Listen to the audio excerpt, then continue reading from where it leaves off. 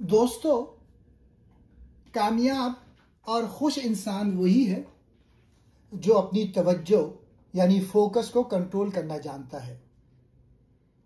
मुसन्निफ कहते हैं, जब आप अपनी सोच पर फोकस करते हैं, आप अपनी कमजोरियों पर जीत जाते हैं। जब आप दूसरों पर फोकस करते हैं, रिश्ते मजबूत होते हैं।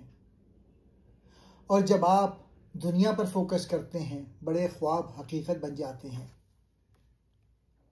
याद रखो, जहां तुम्हारी तवज्जो जाएगी वही तुम्हारी जिंदगी की हकीकत बनेगी। फोकस को काबू में लाओ और अपनी दुनिया बदल दो। मुसन्निफ का कहना है कि कामयाबी और जिंदगी में सुकून हासिल करने का सबसे बड़ा राज तवज्जो यानी फोकस है। जो शख्स अपनी तवज्जो को संभालना और सही जगह लगाना जानता है, वही आला कारकर्दगी दिखा सकता है और असल खुशी व इत्मीनान हासिल करता है। इस किताब के 5 अहम पॉइंट्स हैं। पहला है तवज्जो, जिनकी 3 इकसाम हैं। अंदरूनी तवज्जो, अपनी सोच, जज्बात और एहसासात को पहचानना, यह हमें खुद आगाही देता है। दूसरों पर तवज्जो, दूसरों की बात समझना, उनके जज्बात को महसूस करना, यानी हमदर्दी, ये ताल्लुकात को मजबूत बनाता है। और बाहरी तवज्जो, बड़े निज़ामों, दुनिया, माहौल और मुस्तकबिल के असरात पर गौर करना। दूसरा पॉइंट है काम में बेहतरीन कारकर्दगी। जब इंसान अपनी तवज्जो बिखरने ना दे तो वो गहरी यकसोई के साथ काम करता है। यह यकसोई तख्लीकी सलाहियत, कारकर्दगी और फैसलों को बेहतर बनाती है। तीसरा पॉइंट है जहनी सुकून और खुशी। बिखरी हुई तवज्जो इंसान को बेचैनी और थकन देती है। जो अपनी तवज्जो पर काबू पाता है, वही जहनी सुकून, तसल्ली और जिंदगी से इत्मीनान हासिल करता है। चौथा पॉइंट है डिजिटल दौर का चैलेंज। मोबाइल, सोशल मीडिया और हर वक्त की मसरूफियत हमारी तवज्जो को कमजोर कर देती है। इसलिए आज के दौर में तवज्जो को संभालना सबसे बड़ी सलाहियत है। और 5वां है हल, मराकबा या सांस पर तवज्जो देना, एक वक्त में एक काम करना, अपनी तरजीहात वाज़ेह रखना, दूसरों को समझने और सुनने की मशक करना। मुसन्निफ का पैगाम यह है कि कामयाबी सिर्फ जहानत या मेहनत से नहीं मिलती, बल्कि सही वक्त पर सही चीज पर तवज्जो मरकूज करने से मिलती है। तवज्जो यानी फोकस ही आला कारकर्दगी, बेहतरीन ताल्लुकात और जिंदगी के इत्मीनान की असल कुंजी है। अब मैं इन 5 पॉइंट्स को मजीद एक्सप्लेन करता हूं। अंदरूनी तवज्जो, इनर फोकस, ये क्या है? यह अपनी अंदरूनी दुनिया पर ध्यान देने की सलाहियत है, यानी अपने ख्यालात को देखना और समझना, अपने जज्बात और एहसासात को पहचानना, अपने इरादों और कमजोरियों को जानना। यह एक तरह से अपनी जात के अंदर झांकने का अमल है। अब इसके फायदे क्या हैं? खुद आगाही यानी सेल्फ अवेयरनेस। आपको पता चलता है कि आपको असल में क्या चाहिए, आपके फैसले किस बुनियाद पर हैं। जज्बात पर काबू, गुस्सा, डर या उदासी में फंसने के बजाय आप उन्हें पहचान कर बेहतर रद्द अमल दे सकते हैं। बेहतर फैसले, जब आप अंदर से साफ और पुरसुकून हो तो सही और अक्लमंदाना फैसले करते हैं।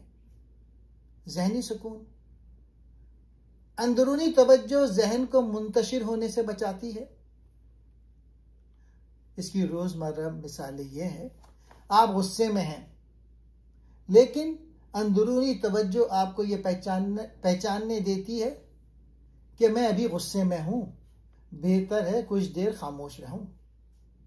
इम्तिहान या इंटरव्यू से पहले आपको घबराहट है, लेकिन अंदरूनी तवज्जो आपको सांस पर काबू पाने और पुरसुकून होने में मदद देती है। खाने के दौरान मोबाइल या सोचों में खो जाने के बजाय अगर आप अपनी पूरी तवज्जो खाने पर दें तो आपको असल जायका और सुकून महसूस होगा। अंदरूनी तवज्जो का मतलब है अपनी अंदरूनी कैफियत को पहचानना और उस पर काबू पाना। जो शख्स ये सलाहियत हासिल कर लेता है वो ज्यादा पुरसुकून, खुश और कामयाब रहता है। दूसरों पर तवज्जो, अदर फोकस। दूसरों पर तवज्जो क्या है?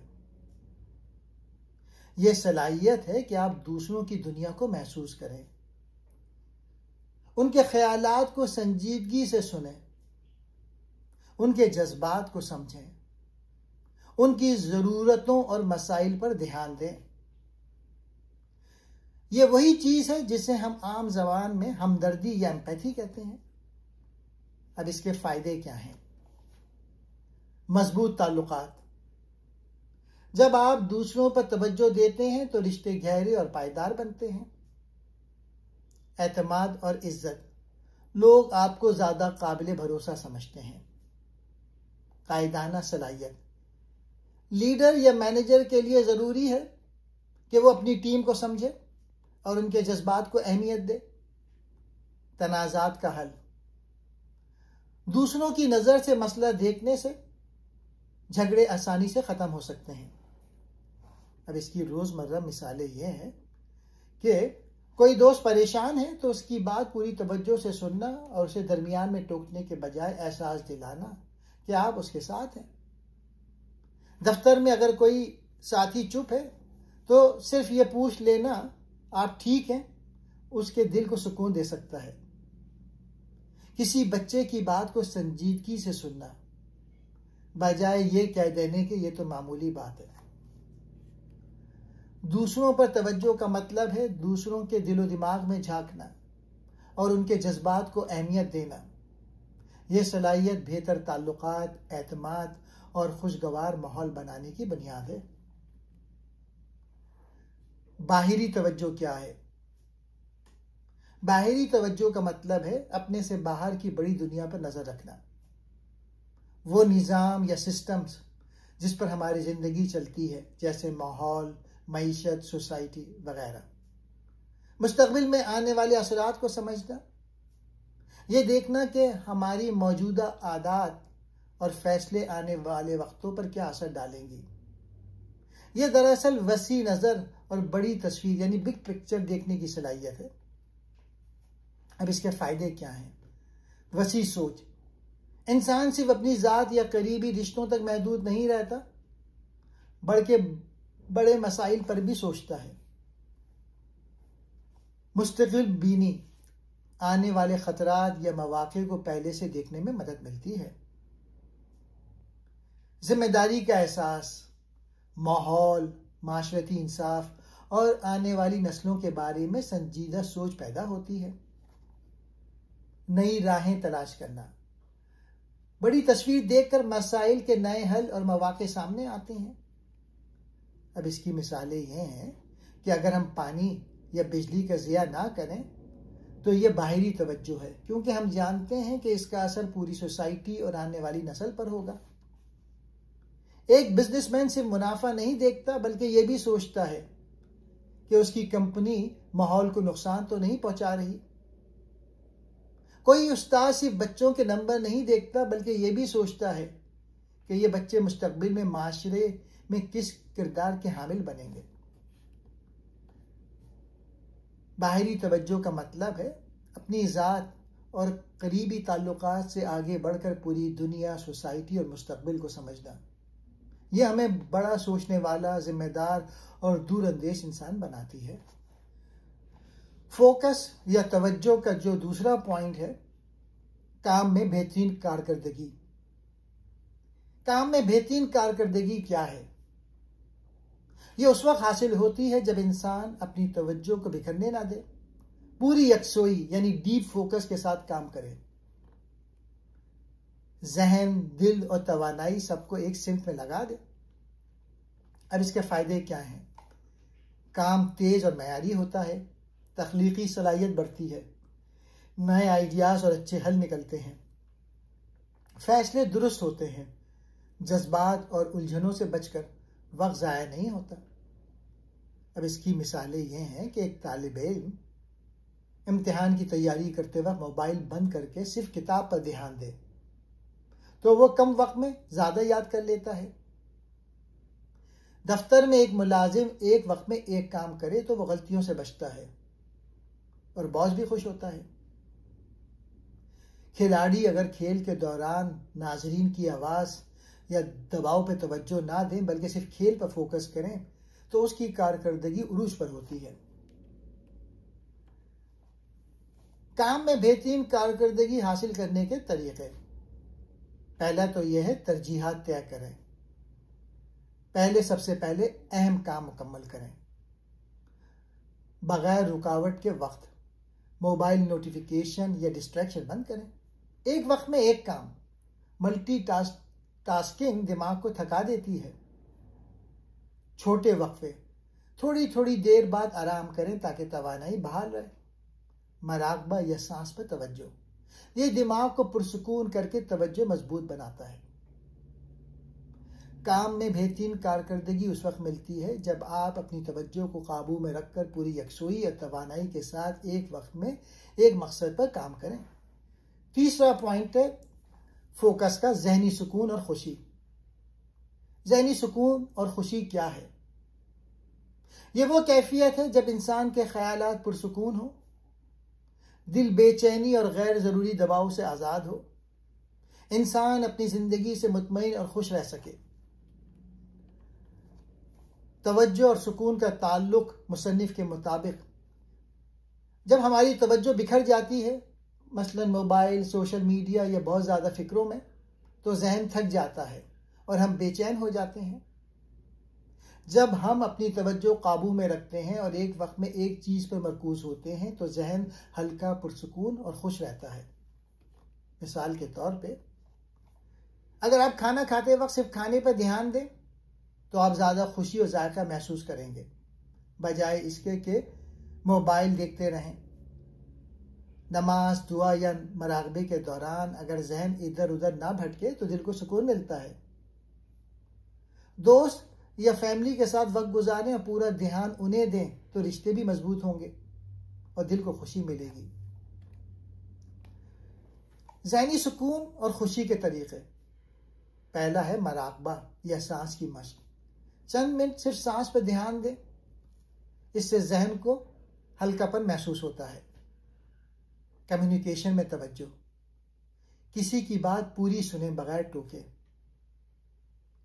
कम चीज़ों पर ध्यान, गैर ज़रूरी फिक्रों और कामों को कम करें।